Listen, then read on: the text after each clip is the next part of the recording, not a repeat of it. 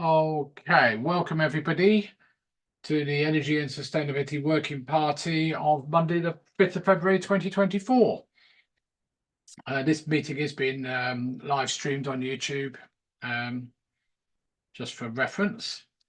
So, Colin, apologies for absence, please.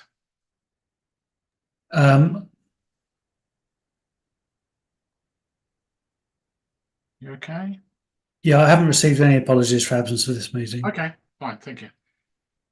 Item 3, declarations of pecuniary interest and request for dispensation. Anybody? No, not seeing anything. Minutes of the previous meeting held on the 18th of September. Do you want those on screen? Go on, yeah, can do. If you've got them available. Lovely, thank you. I assume everybody's, excuse me, what's on my eye? Read them. Can I have a proposer, please? Councillor David Smith, seconder, please. Anybody? Councillor Liz Smith. All those in favour, please show. Can't see my hand, there it is. Lovely, thank you. Item 5. Item 5, actions from the previous meeting not on the agenda. Let's go through this while we're at it. So the first one is ES 2330, which Gary, according to the agenda, Gary has provided a written update. Okay, I was going to provide an update on this one. Do you want him to do that now, Chair? Yeah, can do. While we're on it, Gary. I did speak to you earlier, so yeah, that's fine. We were told when we entered the process with Cambridge that it would take a while. In a while being 6 to 10 months to get it all onto their system.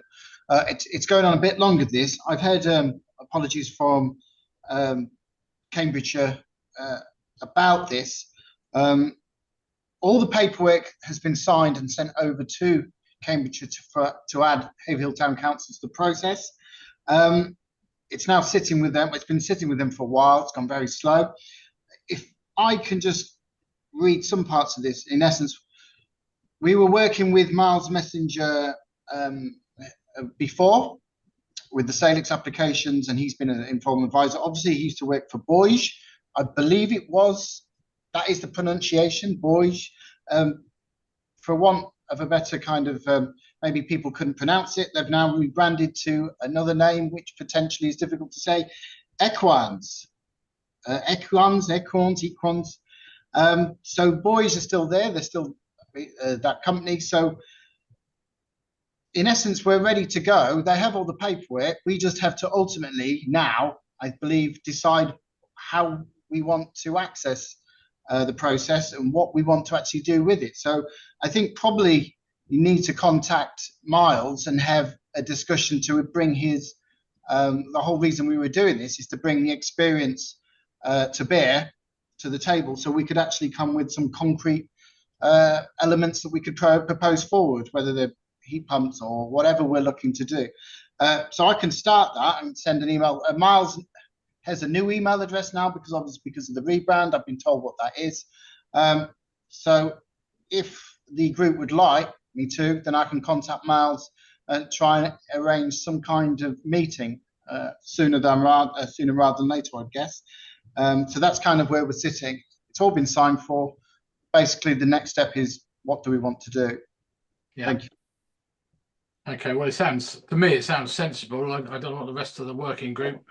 I mean, it seems the logical next step is to get it, because without it, a lot of the things that we want to do, we're not going to be able to do anyway, financially, I mean. Cool. Any comment on Councillor Dave Smith? Yeah, just saying that sounds, as you say, sensible course of actions to take. Okay, if you're happy, then I'll contact Miles and feedback as soon as I know anything more from Miles. I appreciate that he's likely to be busy. But now this is part of a specific project rather than pro bono. I imagine things may move quicker than they have done in the past. So I can do that and feedback. Yeah, that's great. Well, we don't need any proposal or anything, do we, Colin? No, I mean that's all presupposed as part of the purpose of applying to join the framework in the first place. Yeah, that's right. That's what I thought. Okay, thanks, Councillor Smith, Liz Smith as well. I saw your thumb go up then. Okay, item 5B for Bravo, the bus station bee friendly pollinator project. Have we got any update on that at all, Colin? Maybe.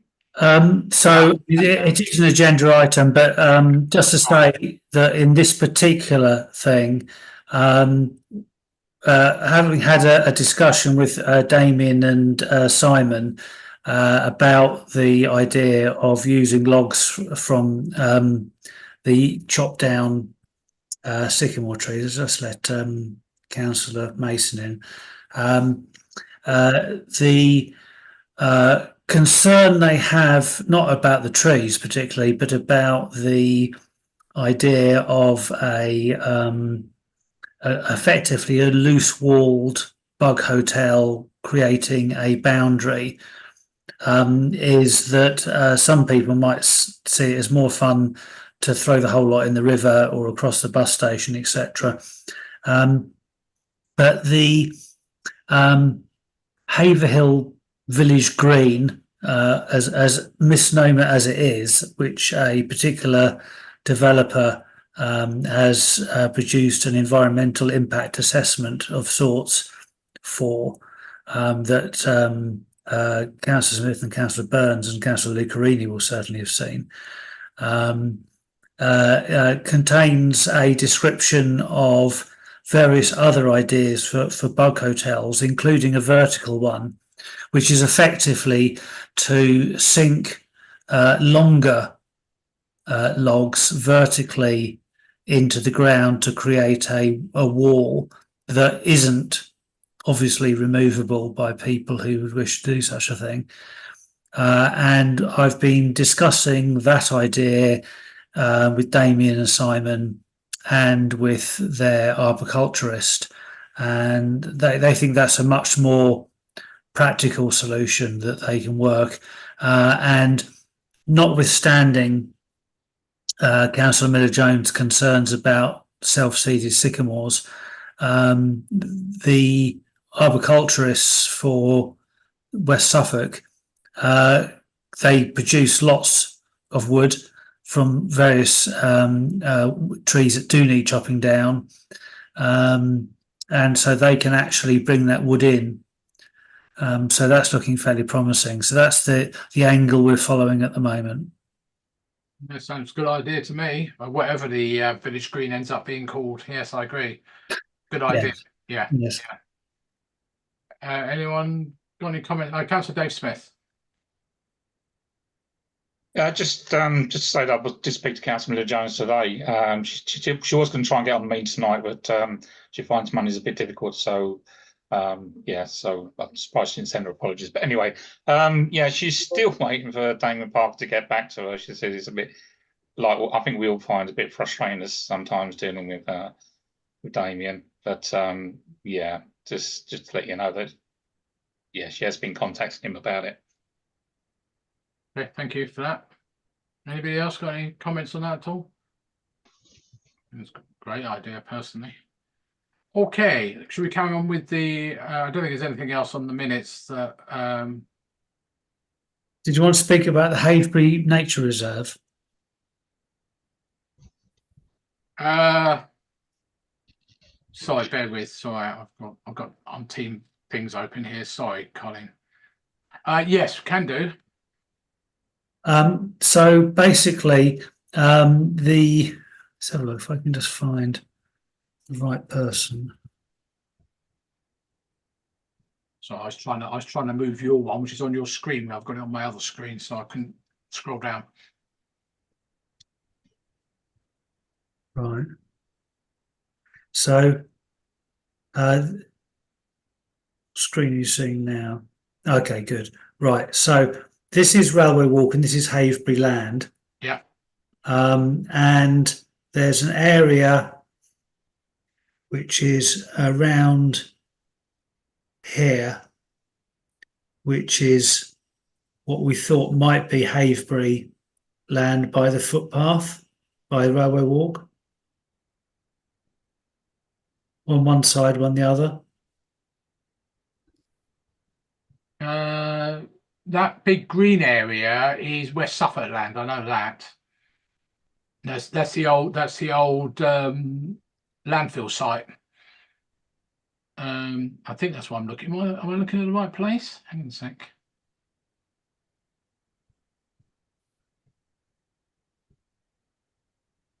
Yeah, the nature reserve is the old landfill site where it's got all the methane tubes coming out. Yes, so That's that's a kind of wildlife site, right. Yeah, and then there's this other little area here. yeah, that was the nature reserve they were setting up. Yeah, yeah. So what they said in relation to that, 20 years ago, mind have you. a look.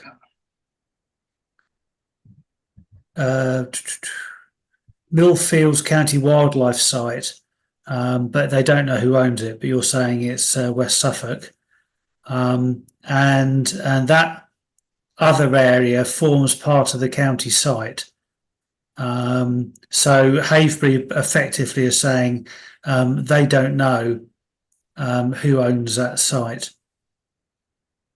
Well, that about 20 years ago, they went in there and did a lot of work, Haverhill, as part of the Tenants Forum and the Haverhill Youth Forum at that point, which is no longer existing. Don't think the Tenants Forum exists either now. Did a lot of work on there, there was a big press release and everything else. But the actual, what's marked as the county wildlife site, West Suffolk were there last week cutting down vegetation and stuff. So I know that's a West Suffolk site.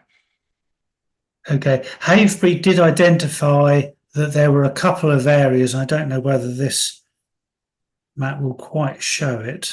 Might do actually. Next to Haverhill Cemetery, there's a couple of areas of land which are a bit landlocked. Let's see if there's an alternative. Right, let's try this one instead.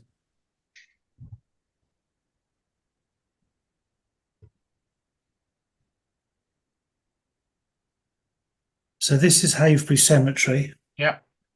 Haverhill Cemetery, yeah. Okay. Right. So there's an area to one side, which according to it's an official biodiversity area. Yeah. And it belongs to Haverhill. Right. It even has according to the person who mapped it, it even has a sign saying it. But no one seems to know anything about it. And then the second area, up by the allotment gardens, it was an allotment, but for whatever reason, this land has never been on our contract maps until I added it very recently, says the mapper. And it's overgrown with trees that have been in situ 20, 30 years. So they're suggesting marking the area for biodiversity project might be a more cost-effective solution than felling all the trees and reinstating the allotment. Right. But they don't really know. So effectively, this is land that Haverhill, number 1 and number 2, have kind of lost track of. Yeah, yeah. I spoke to Damien Parker, yeah, because he is seeking additional space for burials in Haverhill. Mm-hmm. Neither of these are any good to him, despite being next to the cemetery, which I thought was a bit of a head start. But what do I know? But no, these don't work for him. So they remain, as Haverhill described them, as potentially an area where there might be some biodiversity projects. But obviously, In terms of rewilding, I think they've done that by themselves. So it would be a matter of probably trying to work out A, how we access them, and B, what their biodiversity value is. Yeah. I mean, I see. Councillor Mason has his Yeah, hand no, I up. understand that. Yeah, I'm just going to say that I have had discussions with Haverhill in the last week where they are denying ownership of certain places, and I can confirm to them they do own them. But in 20 years, or not 20 years, 23 years since they were handed all that land by the council, and the vast majority of which were not houses, they were garages and open spaces, they seem to have lost a lot of I don't know if it's the title deeds or whatever, but yeah, I think this is one of the problems. It's a bit like I'll have to start looking back through all my old emails because I think I've got stuff about the stuff behind, I call it behind Lidl's, off Manor Road there. Councillor Mason. Thanks, Chair. My understanding is Suffolk Mind have used possibly plot number 2 there for quite a long time doing gardening projects. I'm pretty sure it's that location next to the cemetery. I think it's plot 2 that you're looking at. So it isn't that groups haven't been using it, and I don't know what they've done recently or within the last 6 months or a year, but I know Suffolk Mind have been using it. Okay, yeah, I wasn't aware of that. Thank you, Councillor Mason. Can you just go back to the other map you had there, the Railway Walk one? Colin, sorry. Just want to make sure 100%. Could you scroll to the right for us?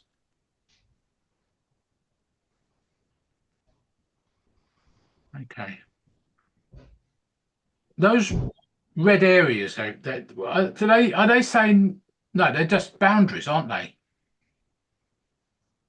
Are they? Because they don't own all that land within those red areas, do they, Haverhill?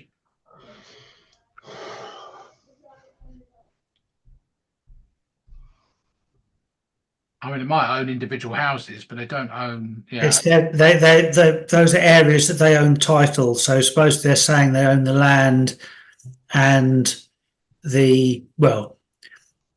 whether I suppose some of the properties within it may be rented because of maybe privately owned by now. But no, that's what it says. HAP title, Haverbury Housing.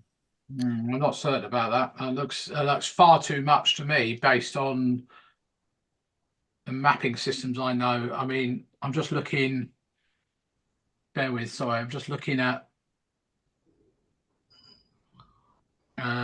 like my road.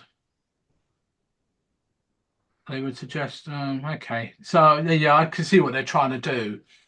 I mean, they've got big red dots along Chalkstone Way as if they own lots of properties along there, but they don't. Okay, all right, okay.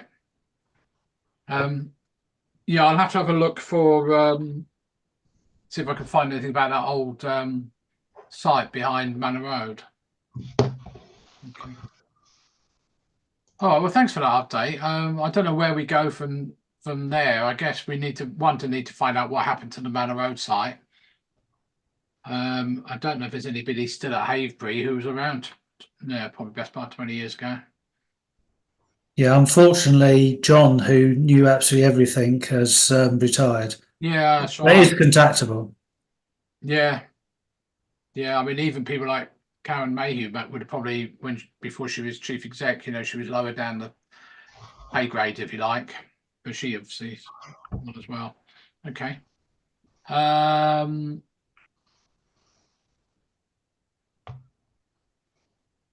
And the other one you've got there, Colin, is name of the responsible officer for wildlife corridors in the town. I guess you probably know that, don't you know? Simon Collins. Yeah, I assumed it was Simon, yeah. We're talking about that. Okay, so that was page 6 of the minutes, and then page 7 of the minutes. Sorry, I'm jumping back a bit. Items for next meeting. Okay. Councillor Mason and I had and Councillor Roach had a meeting with Andrew Murray, which happened after the last meeting. Andrew Murray Wood, that's ES 23045A. Oh yeah, yeah. So Andrew Murray Wood. Sorry, so I was trying to think who Andrew Murray was. Yeah, yeah, yeah. Okay, lovely. Thank you for that. And then we're going to be talking about bee-friendly stuff. Gloves Smith. Yeah, okay. And the eco maze on the Chalkstone open space. Okay, should we move back to the agenda then? Which is item 6, which is public forum. Is there anybody other than those who are with us? No, everybody else is on the agenda anyway. Okay, so should we move on to item 7 then, which is Haverhill tree wardens? So we have a letter which I can put on screen, but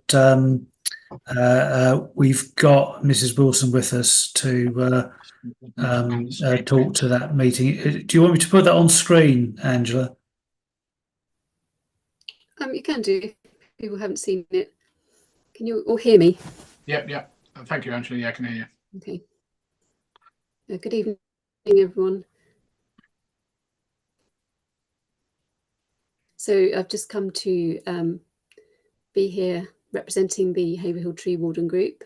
You're probably all aware that we were set up by the Town Council in 2021. We are a small group, about 4 or 5 members, and we're part of the Suffolk Tree Warden Network as well.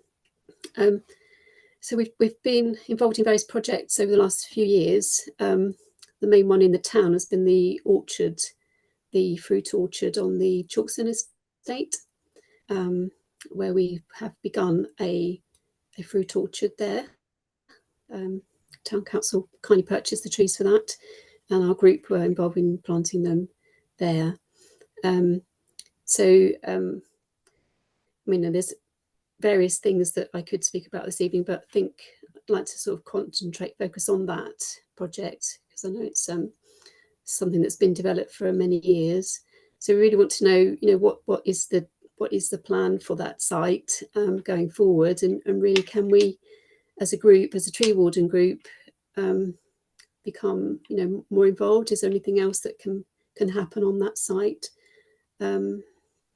So I'd be interested to hear your views on that, please. Okay, thank you, Angela. Any members want to? Oh, Councillor Liz Smith. Sorry, I'm going to see you now. Yeah, sorry, I just missed what Angela was saying about which site it was. What is the site? So on the Chalkstone estate, where Chalkstone School was, there's a site there behind Tesco. So it's where the care home is now, the Anne Cleese care home. Yeah, so it's that site there, and it's been so I understand from Colin, the Town Council has been trying to develop that site for many years, but we don't know what's happening. I don't think the public know what's happening with it. So and the tree wardens have been involved in planting an orchard there. So it's the idea of it being a community orchard in the future. The trees are obviously very young at the moment. They're only planted like a couple of years ago. But we'd really like to see this come to fruition, and it's a bit frustrating at the moment just not knowing what's happening. Right. Did you want more sites? Are you looking for more sites, or? Well, obviously, yes, we would like more sites, but I think for the time being, I think we need to focus on this one site, and maybe we could develop it further, because we can obtain trees from the Suffolk Tree Warden when there's various grants to get, to be able to get more trees as well, not just fruit trees but other trees. So we can do that, but I think as we've started this project with the orchard, it would be good to see it through and sort of develop that as the group in the town. I mean, we are involved in other things as well, but just for the for the sake of the town.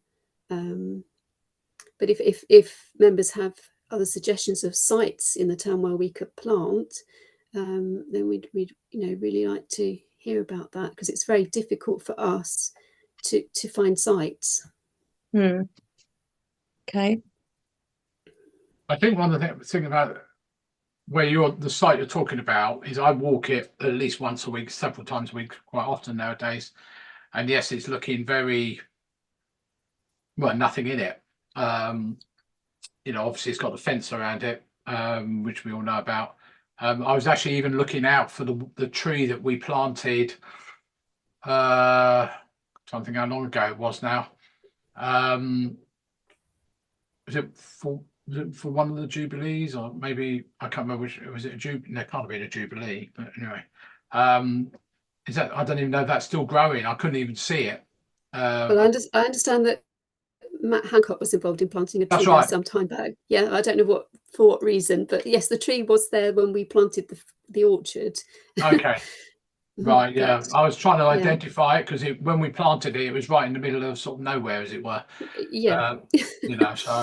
But yes, I agree there. I mean, the other places that have been suggested, and I'm not trying to take work away from them, is obviously the new estates, the new Great Willesey and the Boyton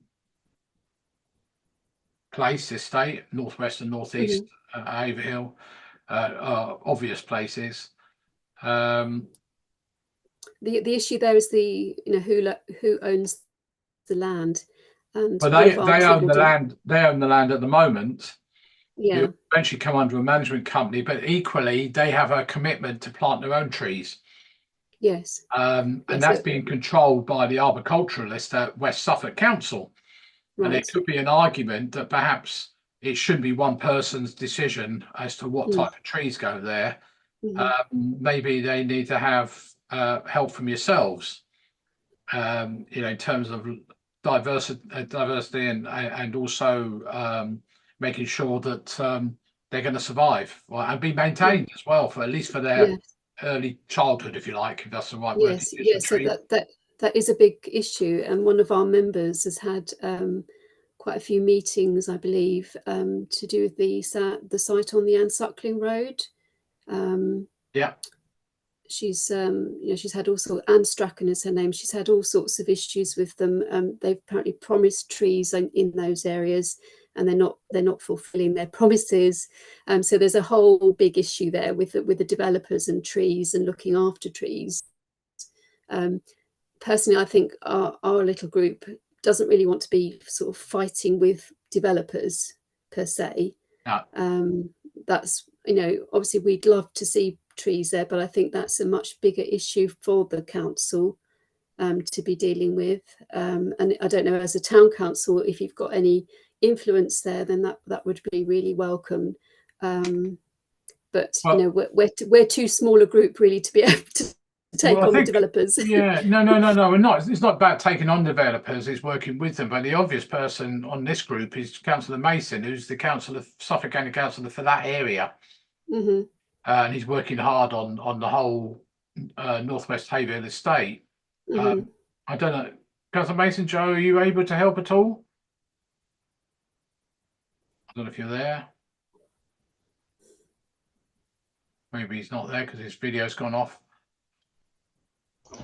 Oh yeah, sorry, Chair. I was having to do something privately. Go ahead, no, John. I'm just saying that Angela seems to be having problems with the Northwest Haverhill developers about potentially helping out or getting involved or providing support to what sort of tree planting and everything should be going up there on the Persimmon estate. Is that something you can help out with at all? Well, I mean, extra work on you. The person who's dealing with the planting is Isaac Jolly, who is, I might be going a little bit far, but I think it's fair to say somewhat embarrassed by the state of the planting across the development. I've had lots and lots of meetings with him. I think they're really keen to get it right and to resolve the issues and to replace a number of the dead trees. For me, I wonder whether now is not the right time from their point of view, whilst everything is changing and they're trying to get their contractors to fulfil their obligations. So I can't see any harm with reaching out, maybe from the town council, reaching out to Isaac to see if some community work could be done, because I think community engagement is really important, and I think the offer should be snatched, because from my point of view, Persimmon seem to be struggling somewhat with their planting project. But I suspect it may have much to do with their contracts with their contractors, but they're wanting to still try and resolve some outstanding issues. Right.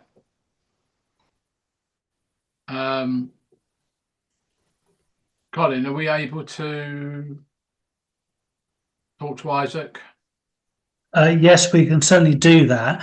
I think, given the sheer quantity of trees that Persimmon have undertaken to plant, and the contractual arrangements with their supplier, we just need to be a little bit cautious about inserting ourselves in that, because what I don't want to happen is that we become an excuse for why trees didn't grow, etc.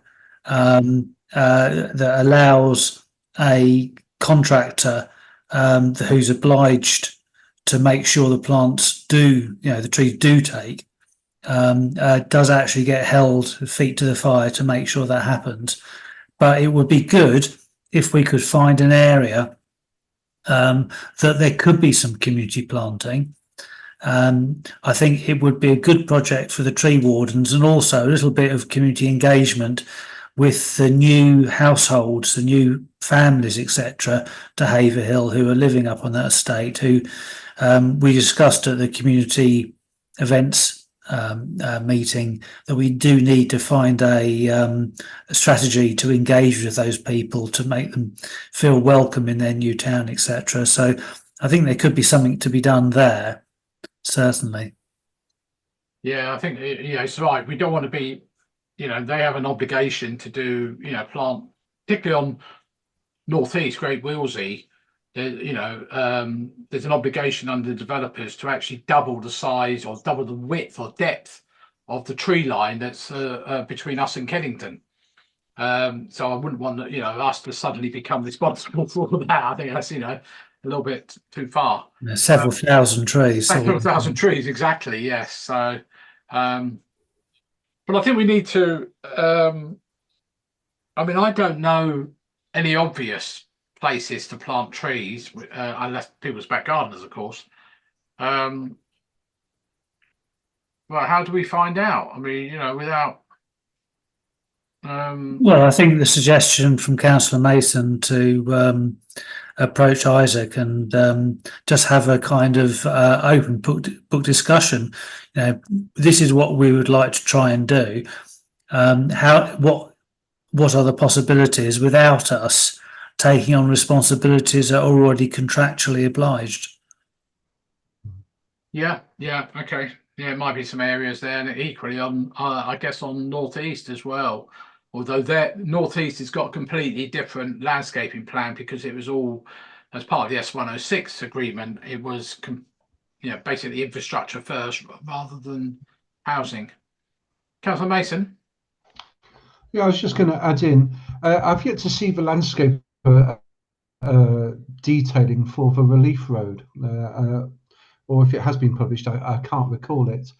There is a high likelihood that fewer trees will be planted along the stretch of a relief road, and that could be away from the estate, where the historic issues with the trees that Persimmon have had being separate from the contractors. It's just whether the boundary of the relief road, whether there's any scope possibly along there.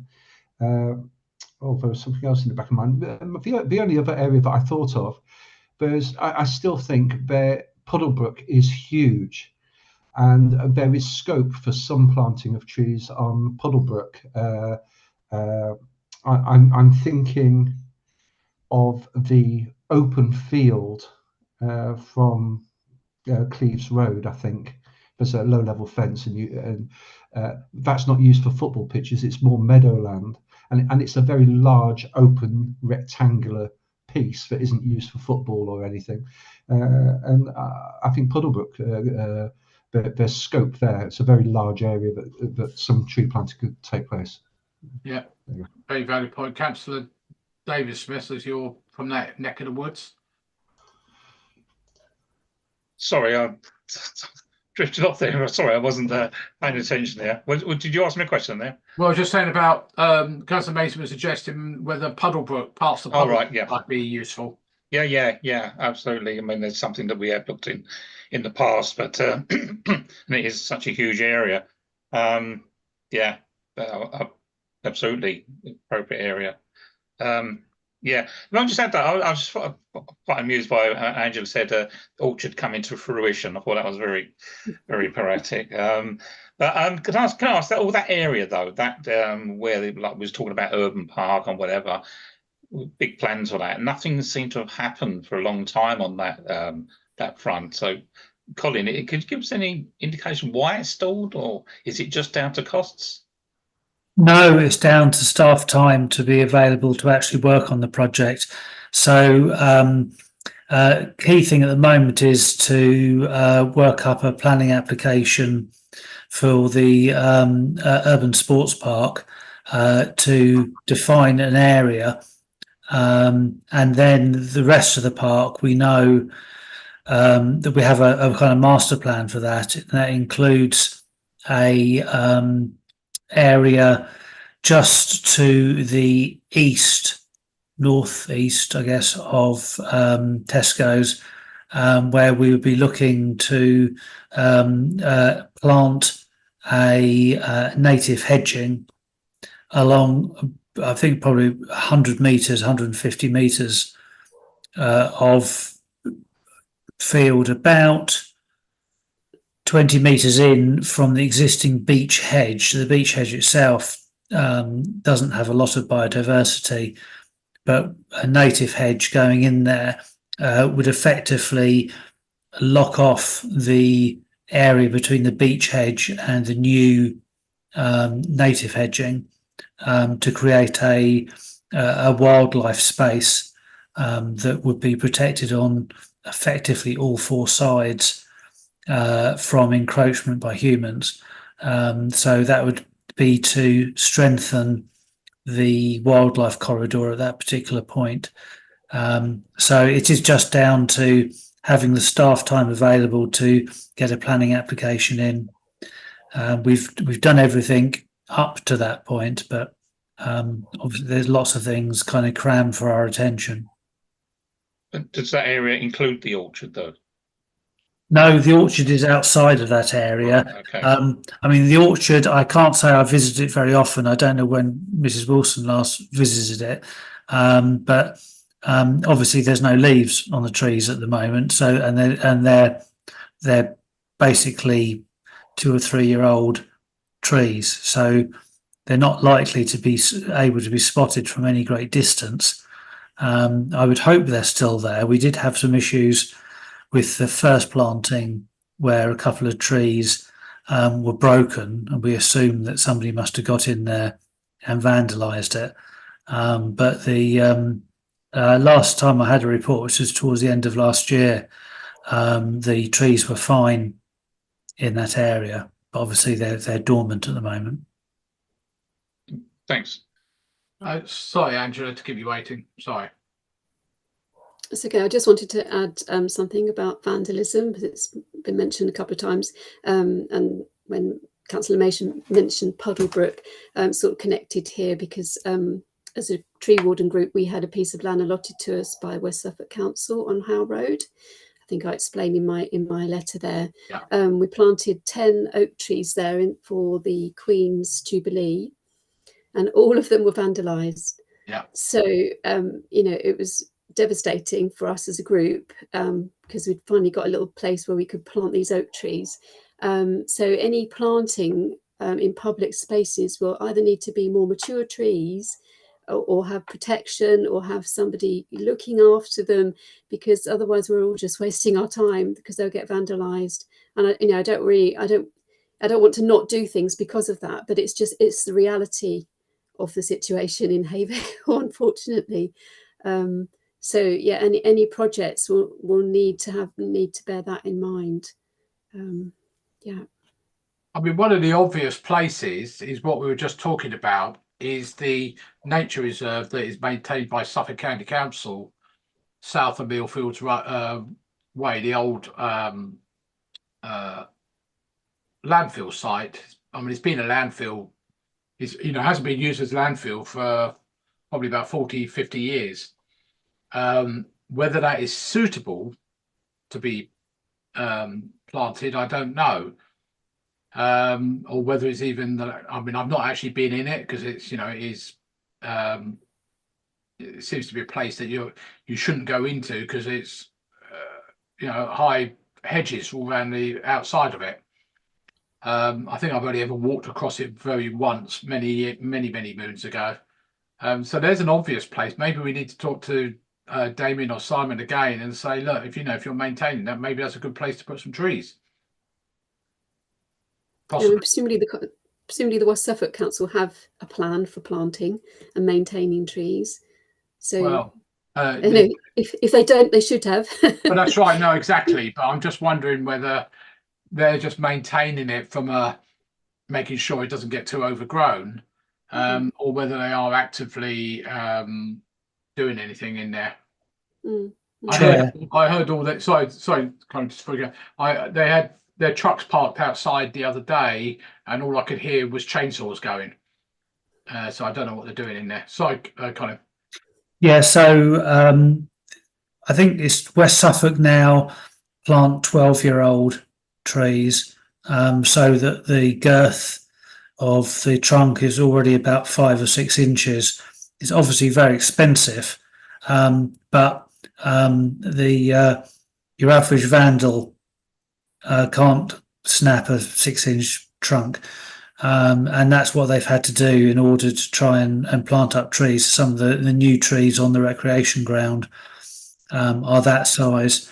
So yeah, it obviously it's significantly more expensive and a significantly bigger undertaking to plant such large and more mature trees, but it does give them a much better chance, unless we can find places where that people can't get to. And I share your concern over Puddlebrook, particularly the area that's closest to residential homes. Over the other side, backing onto where the vets are, which I appreciate is where football pitches are, but there may be some scope there, because I think in the kind of, if you go out onto that park, the bottom left-hand side, I mean, obviously park runners run through there, but it is very wet. Right. It's called Puddlebrook for good reason, and it might be that there's an area there that is not suitable for football pitches, etc., and could be fenced off to allow a better chance of trees maturing. The irritating thing, of course, is that the trees that are planted very, very young actually grow a better root structure, and they're better off being planted when they're only a year old than they are being planted much older than that, because you end up with a slightly top-heavy tree, but needs must. Yeah, I also was going back to what Councillor Mason just said about the relief road. Of course, the relief road was delayed a year and a half because the arboriculturalists couldn't make their mind up what sort of trees to plant and where. And I still haven't seen a plan either. So I think that might be another thing we can get hold of is, what are they planning to plant along the relief road? Because But isn't that thousands of trees going along that? No, but it is. But equally, should we not be, we got one person's view from West Suffolk deciding what trees we're going to have. They may be qualified and everything, but should we not have even if we don't plant them ourselves, could we not advise and help? And well, it might be that we can possibly see if there's an area which we could plant up. But I'm slightly loath, whilst I'm really pleased that we've got tree wardens and I want to enable them to plant trees. I don't want to do it artificially, i.e. basically No. ask them to plant a load of trees that a contractor was going to plant anyway. No, I wasn't not suggesting that really. It was more to make sure, it's fine for us to plant trees, but equally making sure we got the right type of trees in the right places. It's having that influence, isn't it? Yeah, for generations to come. Yeah, exactly. I Especially mean, up on look at what the high we've been talking points. about, sycamore trees and all this sort of stuff, and a number of tree things we get about, oh, we need to cut that down or we need to prune that because the house has been built around. So, and it's the wrong type of tree. Okay, Councillor Liz Smith. I was just going to say, going back to the puddle book area, whether it's worth Dave and I perhaps meeting with the tree wardens and an officer from West Suffolk to have a look at what areas we think might be suitable, and also whether or not they're likely to be vandalised where we think we might be able to put them. So I don't know what others think about that. Yeah. Yeah. I mean, good idea. Yeah, Dave.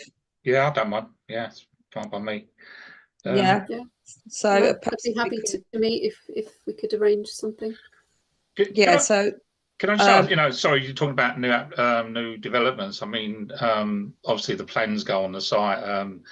Tree wardens could sort of make a comment on what sort of planting they would like to see at that time.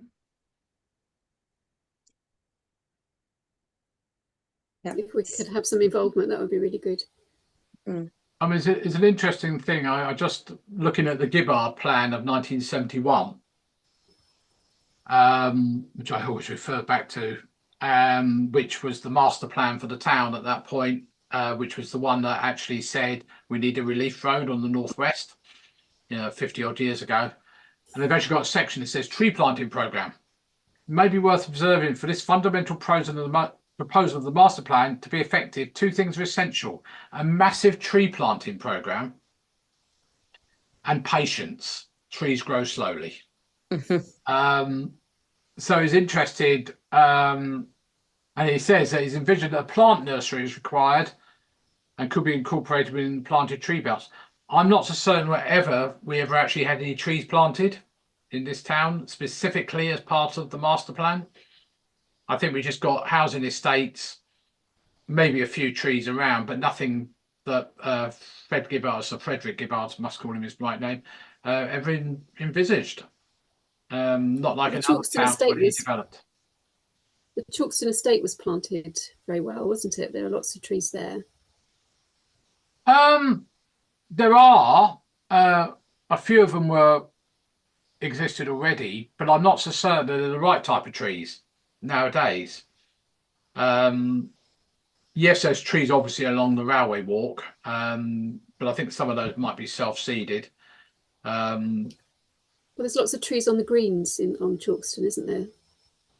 There are, but I'm not so certain that the developers actually went out and planted those necessarily. I think they're post 1972 when the estate was built.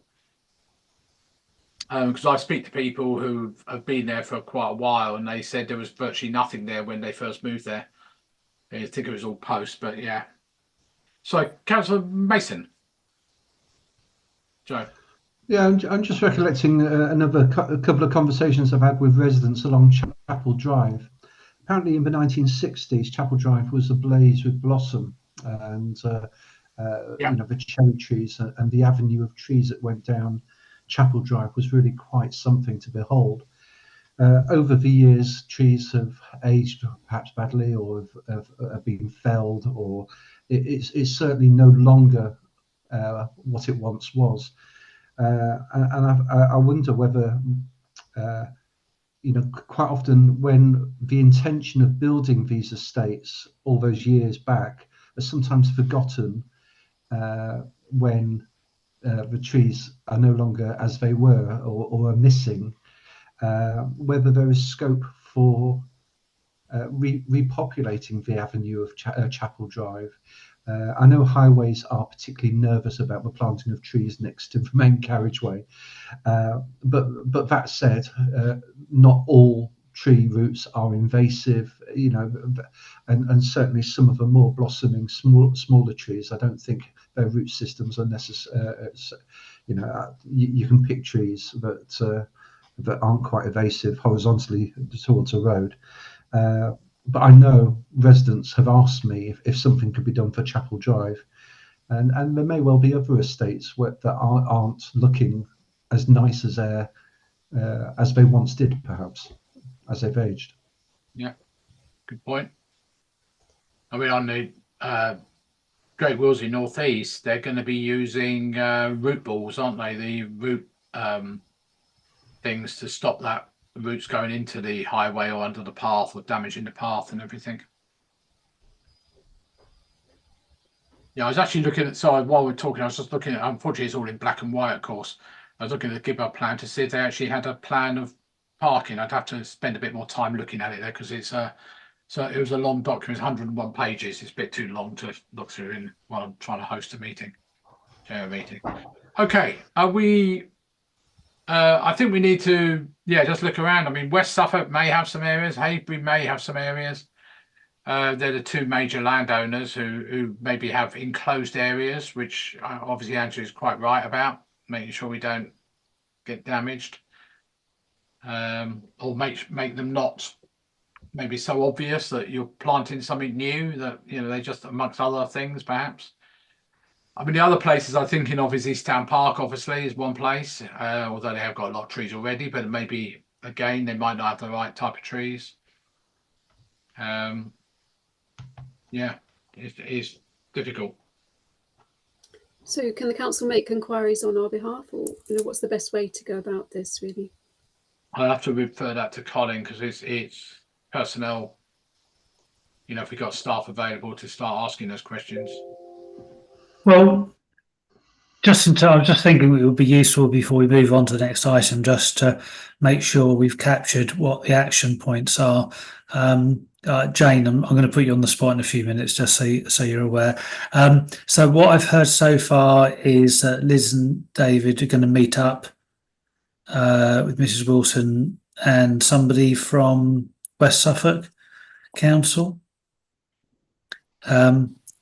We can have a discussion, and already have had a discussion with West Suffolk about the potential to involve the tree wardens in any future tree planting.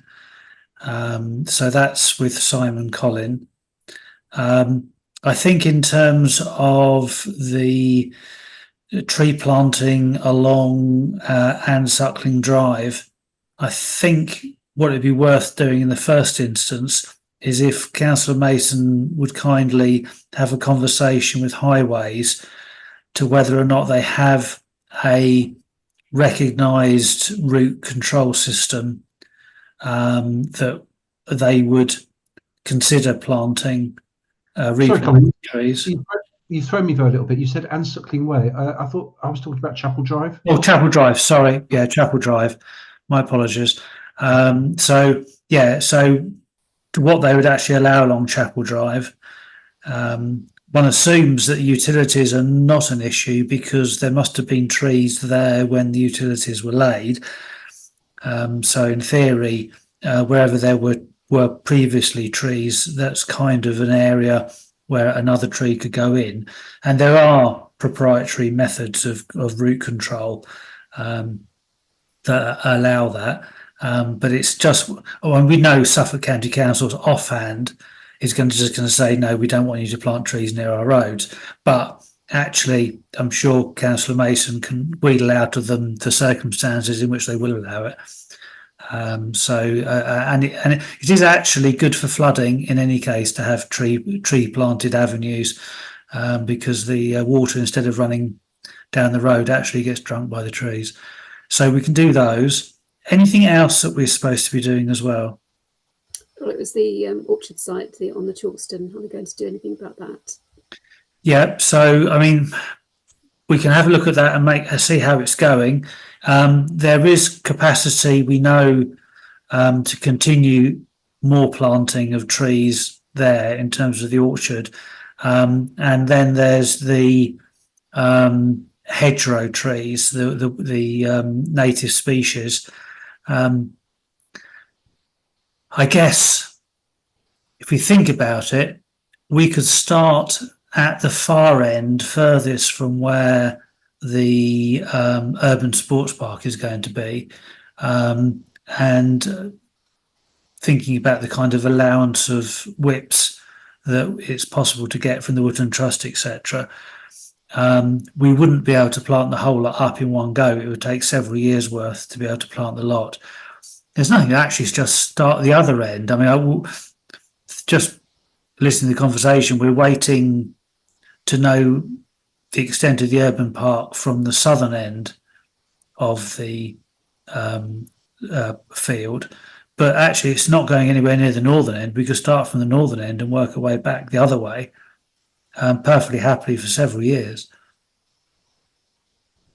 Well, that would be good going forward. If we know the sort of distance that we're going to be planting, then we can work out how many hedge plants would be needed.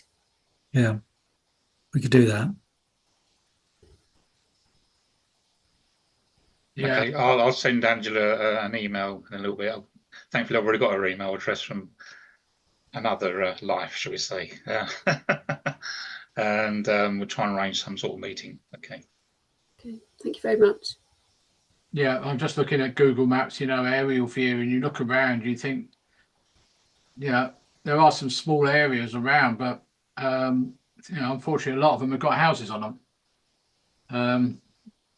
I suppose that's, I mean, you look at even the industrial estate, there's nothing really there. It tends to be the extremities of the town, which have already got trees on them already.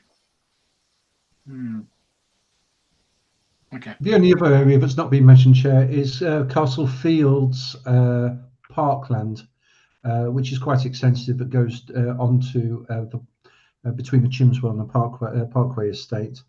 It was quite an extensive open area. You talk about the old school site, or no? Oh, I know what you're talking about. Sorry, yeah.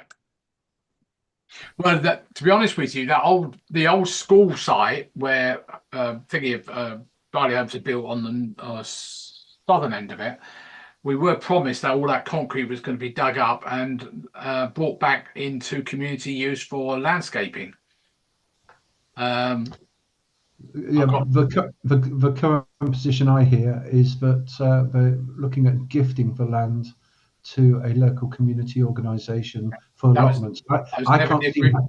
That was never the agreement we had at planning. They said no, it would be compensation for the fact they built on the playing fields of the old school.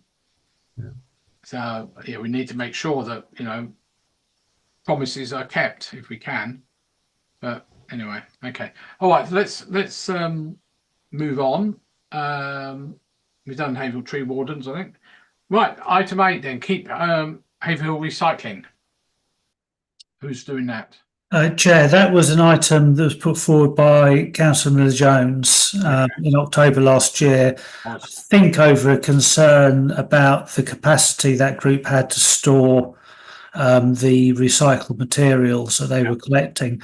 Councillor Bruce Davidson emailed me after seeing that agenda item to say that he said that the matter had been resolved. Okay. We didn't go into any more detail, but as Councillor Miller-Jones isn't here and Councillor Davison has reported it's been resolved, I would suggest that we move on, and if there's an issue then that can always come back on the agenda. Yeah, I know their main collection in the high street has gone, except they were there just after New Year, collecting only, I think it was old small electrical items. That was it, because of the problems with all the other items they're trying to recycle.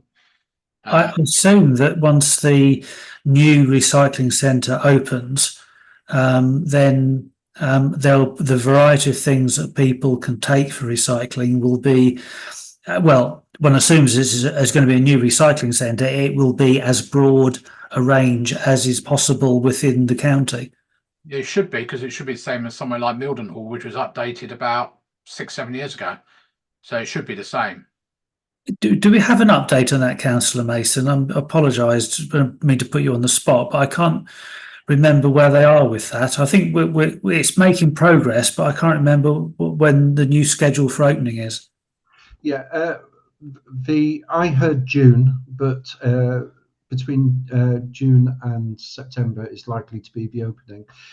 They've recently put a new access point, so there's a new kind of gated entrance that they've recently put in.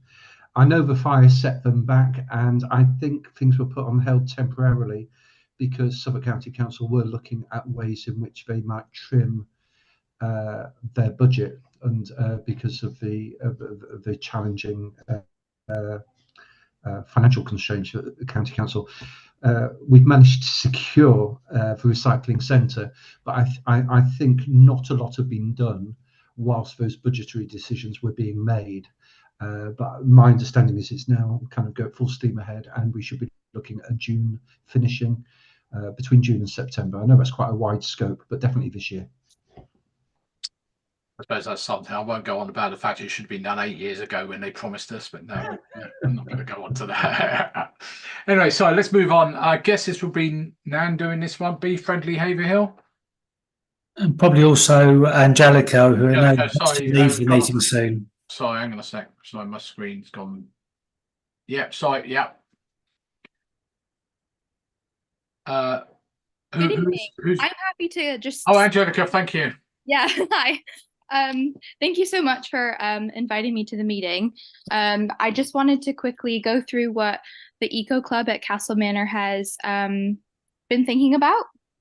So I'm just a teacher at Castle Manor, but we've got an Eco Club that I run, and we had a meeting with Vanessa Whitcomb on the 17th of January to go through what we want to do for a B week, which would be an educational week at the school.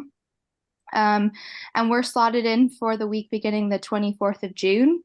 And so it would be a B week would be a week focused on the importance of bees in our communities. And it would be an educational event, which obviously goes towards the educational part of the bee town criteria. So one of the things that we would do is during assemblies that week, the Eco Club would lead and share important facts about bees, and we are planning on to ask Nan to help us organize that and design that assembly. We're thinking about different ways that we can get teachers involved in perhaps having different activities in different topic areas for that week, which we haven't finalized yet, but it's definitely something that we're thinking about. One of the main things is that we're thinking about filming a documentary as we research and learn more about bees that we could actually show during Bee Week, and it would be it would include information about bees, but also our journey in helping Haverhill become more bee friendly. This could be used as evidence towards our application to become a bee friendly town. It would be shown on perhaps a Thursday evening of that week or live streamed to the community. The kids want a non-school uniform day as part of that. And the collaboration with our film club, where we'd watch a bee themed film. So the things that we know that we need to work on is to write and design that assembly with Nan, plan, film, and edit our eco documentary. And I have a master's in filmmaking, so that would be sort of my area, and go from there. So that's the main overview of what we are working on. Good. Wow. Nice. That's good information to know about the masters in filmmaking, and need that quite regularly. Thank you, Angela. I have one little question before anyone else maybe asks questions. And I don't know whether Nan wants to come in as well. Are you involving Sam Ward at all, Samuel Ward? I currently am not because I don't have any connections with them. Right. So I'm just running the Eco Club at Castle Yeah. Manor. Okay, I just wondered whether your film, when you do eventually make it, is something that they should be watching as well. Yeah, definitely. If I can get a link to that school, if there's some way to link it up, I'm happy to help with that. Yeah, I'm sure there's a way there. I assume that Nan doesn't say anything at the moment, but I've got Councillor Mason first, then Colin. Oh, sorry, did you want to say anything, Nan? Sorry.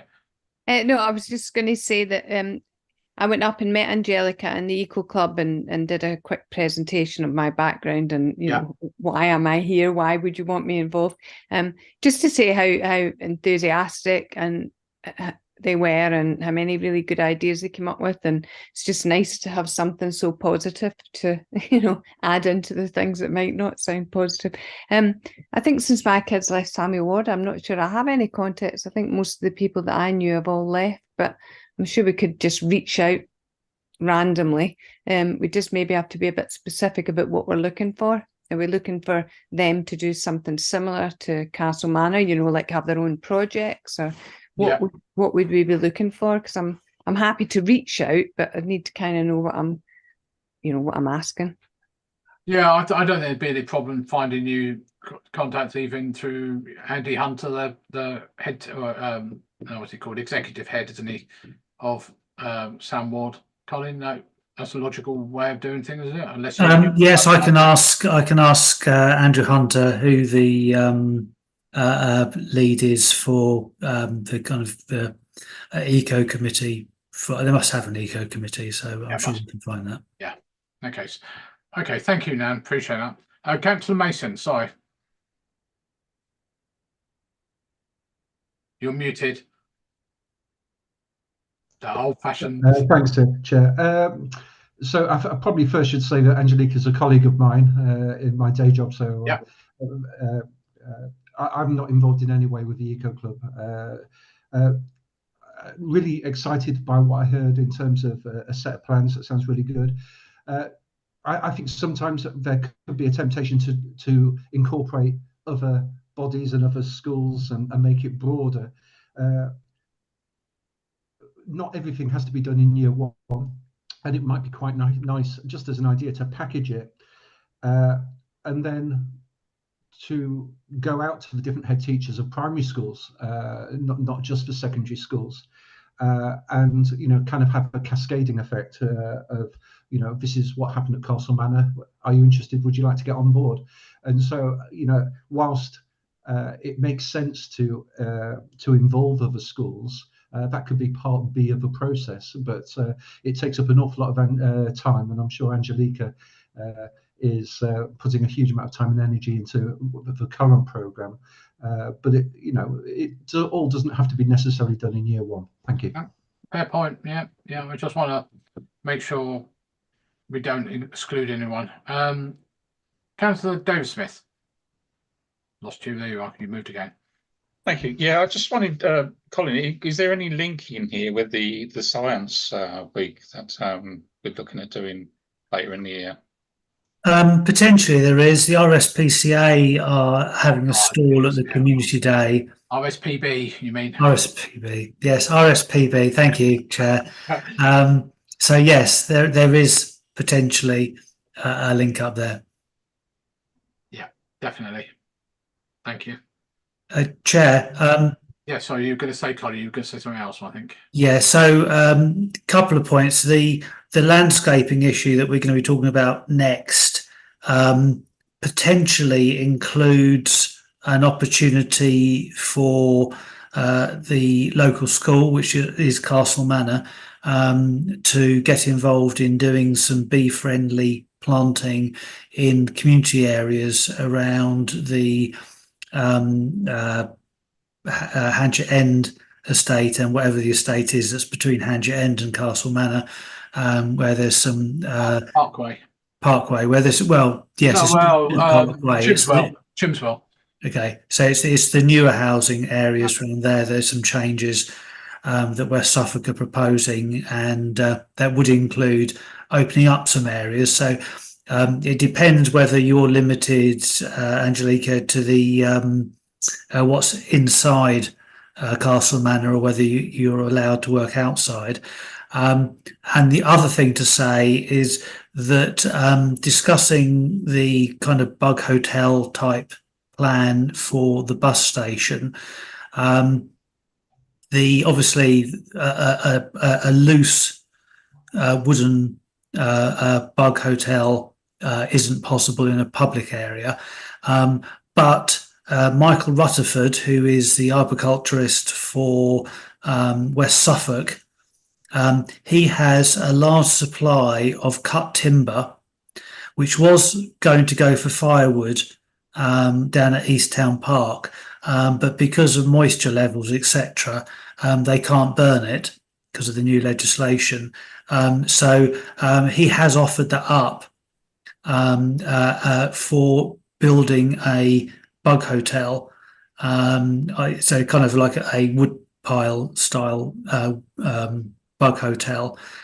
So if Castle Manor has any kind of thoughts in that direction, then there is a supply of wood available at the moment, just to let you know that.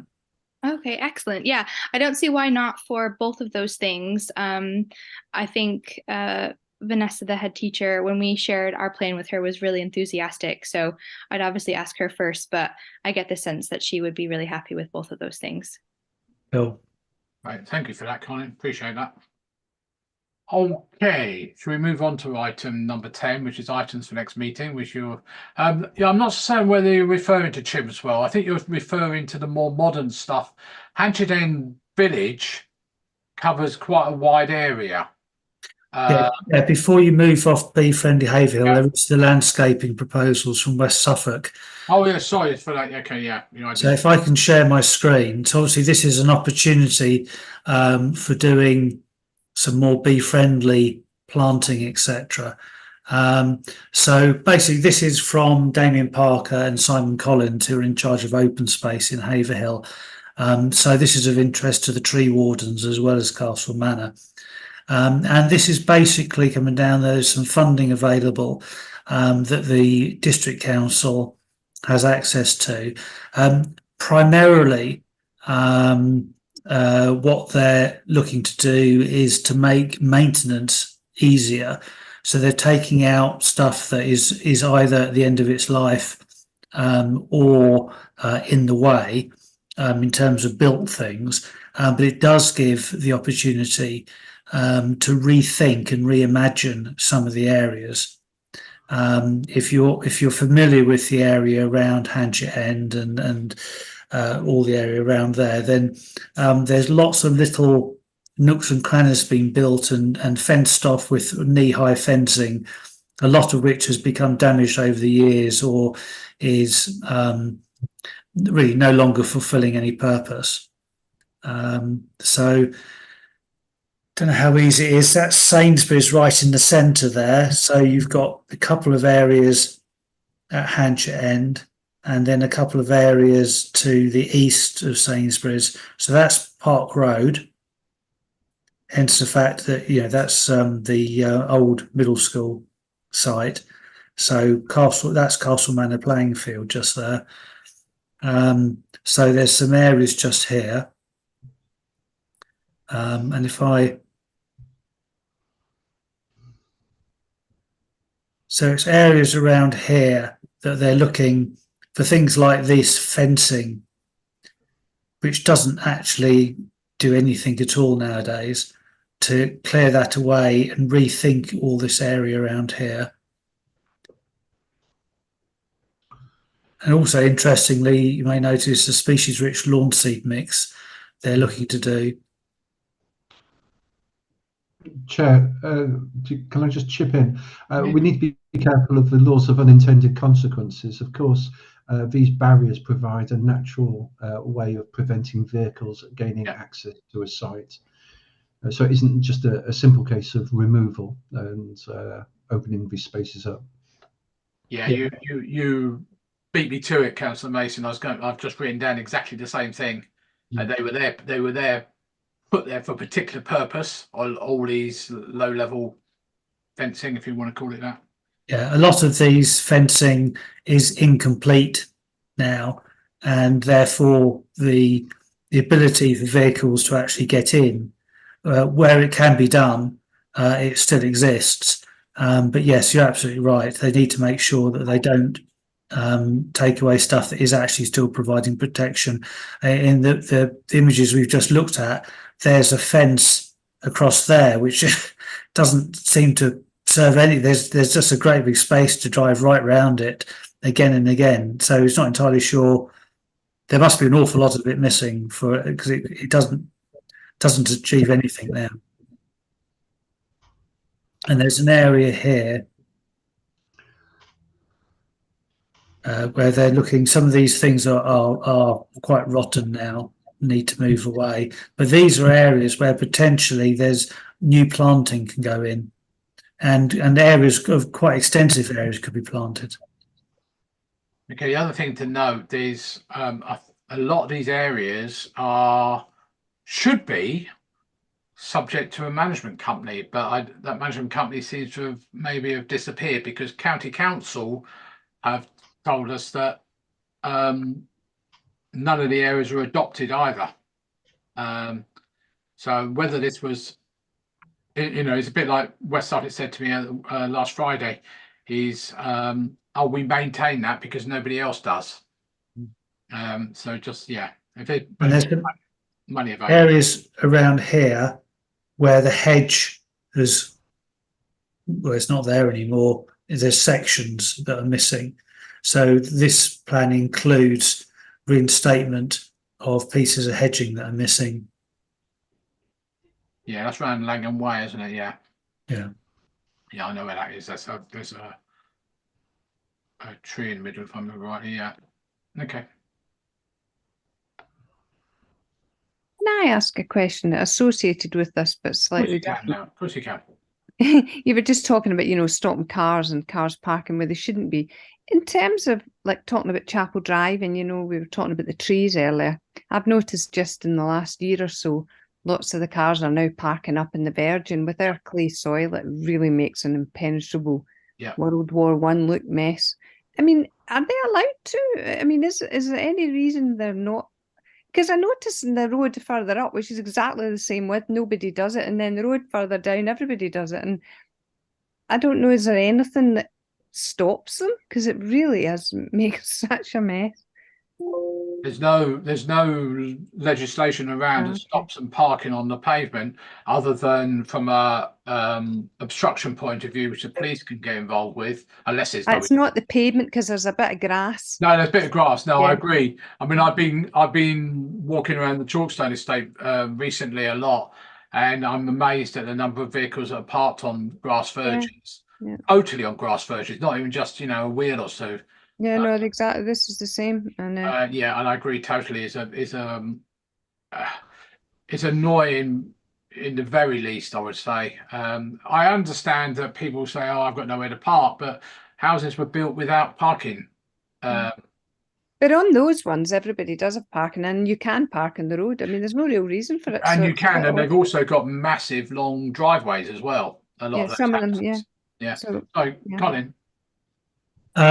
So we resolved that issue, much to the annoyance of the residents, I might add, who of course are the ones who park their vehicles on the verges, along Recreation Road by using the soil that came out of the splash pad construction to put a bund, which was then wildflower planted along Recreation Road, so that it's physically not possible to park your car.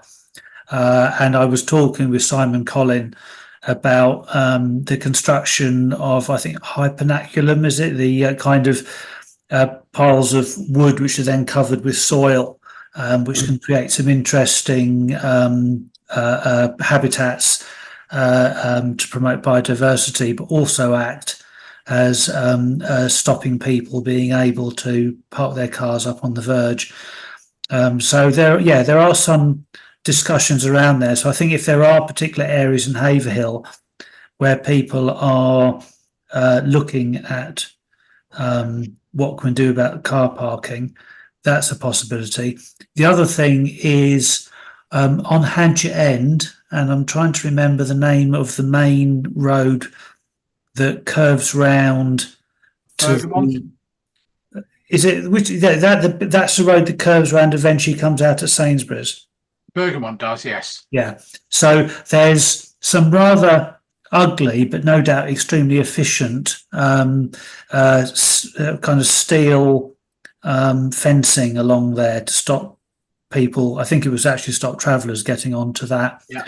And I have suggested to West Suffolk that they plant a new hedge line behind it, a native hedge line the whole way along. And then, once that hedge is established, they'd be able to remove that fencing, which isn't particularly attractive. But you would then have yourself a nice hedge line along there, which would it would also stop people being able to park on there. Yeah, I know what you mean. Yeah. There are a series of trees planted behind it, if I remember rightly, as well, but a bit further back than what would be a hedge line. I agree. Councillor Mason, sorry, Joe. I think it's related, although I suspect I might be going a little bit back in our conversation a short while ago. And Councillor Burns, of course, one prime area to try and prevent people parking is up by the Newcroft. And if ever there was a biodiversity project waiting to happen, then it would be on that quite a long stretch of land. And, they're using it again. I did offer some support to current West Suffolk councillors Hanlon and Miller Jones, whether they were interested in doing a cross project on that, looking at a bund for that particular stretch. But definitely that's another piece of land that I think is crying out for a biodiversity project, but would have the added benefit of preventing people parking and trying to get them to use the car park. I agree totally. I've been walking that route a lot from my house up to Castle Manor. No, I don't mean Castle Manor. It was Samuel Ward, I mean. And I get really annoyed with looking at the verges which have been ripped up again. And only a couple of weeks ago, I took a load of photographs of cars parked there on the verges with the nothing in Samuel Ward, so supposedly overflow car park. And I think it's such a shame we end up having to maintain all that land because of the cars parking there. And I think you're right. I think whether it's a bund or some other means, hedge line, although I think hedge line might get quickly damaged by, we had signs there originally, don't park here, and they just drove over the top of them. So I think, we maybe a case for more mature trees, as was mentioned earlier on, but again, they're expensive. So something to maybe include in that side of things.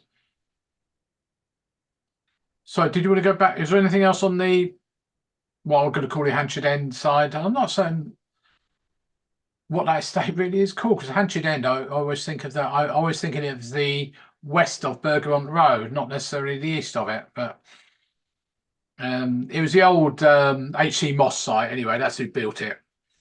So okay, well, I think anything like that, to me, Colin, anything like that, if it's hasn't been maintained, which is really what it comes down to, and things have just got old and decrepit, then if we got money from somewhere else, let's do it. Yeah, and I think there's opportunities for both the schools to just adopt a bed, so there's no big pressure. They can do what they want with that bed, and also opportunities potentially for the tree wardens, taking into account that it's a very public area, so they'd have to be mature trees. Yeah, that's right, exactly. It wouldn't be very nice to put them behind Harris fencing or something like that for a long time, because we're talking 20 years maybe before it grows or something. Okay, anybody else on that one? If not, we'll move on to item 10, which I thought was actually to do about Hanchet End. Sorry. Anything for the next meeting, anybody? we've still got a couple of things, obviously, from because Councillor Miller-Jones isn't here, so I think there was one thing. I'm trying to remember what it was on the thing. I think they've probably both been covered now because of the May have done, change. yeah. Change of plan. I mean, there's still a question mark over the whole area by the bus station in terms of the proposal for improving the area, but the idea for the sort of vertical bug hotel and area where Haverhill and Bloom and potentially a school can plant bee-friendly stuff around the bus station. This latest plan doesn't require the sycamore trees to be thinned out. So that doesn't mean they don't need thinning out. It just means we don't need to join the two conversations together anymore. Yeah, agreed. I wouldn't want to see work done, which, you know, we don't know what the master plan is going to bring up. You know, I know maybe it's years off, but, you know, would be nice to think some of the things that we discussed years ago would come to fruition. Right, anybody else got anything for next meeting at all? No. All right, let's move on to item 11, which is later next meeting is Monday the 8th of April this year, 7 p.m. online. And then quickly moving on to item 12, which is closure of the meeting at 2020.